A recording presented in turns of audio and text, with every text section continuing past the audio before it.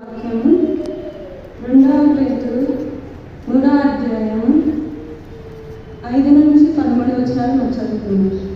ఏలనగా పూర్వం నుండి ఆకాశము నుండి నీళ్ళలో నుండి నీళ్ళలను సమకూర్చబడిన భూమియు దేవుని వాక్యము వలన కలిగిననియు వారు బుద్ధిపూర్వకంగా మరతులు.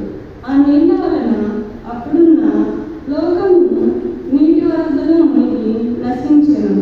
అయితే ఇప్పుడున్న ఆకాశము భూమియు భక్తిహీనుల తీర్పును నాశనము జరుగు దినం వరకు అగ్ని కొరకు నిలిచివేయబడినవి.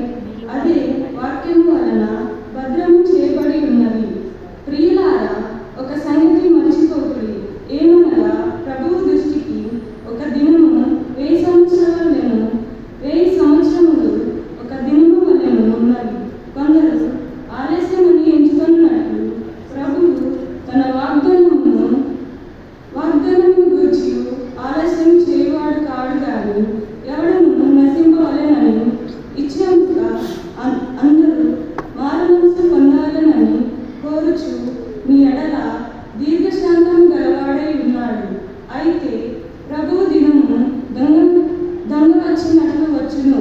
ఆ దినము ఆకాశములు మహాధ్వనితో గతించిపోవును, పంచభూతములు నికటమైన వేగముతో లయమైపోవును, భూమియు దాని మీదనున్న కృత్యములను కాలిపోవును. ఇవన్నీ ఇట్లు లయమైపోవును గనుక ఆకాశములు ప్రభువుతోని లయమైపోవునట్టు పంచభూతములు మహావేగంతో కరిగిపోవునట్టు దేవుని దినపు రాకడి కొరకు కనిపెట్టుచు దానిని ఆశతో అపేక్షించుచు మీరు పరిశుద్ధమైన ప్రవర్తనతో భక్తితోనూ ఎంతో జాగ్రత్త గలవారై ఉండవలెను.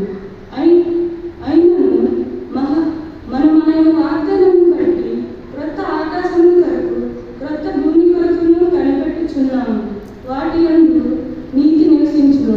దేవుడి పరిశుద్ధ వాక్యం జీవించుకుంటాం.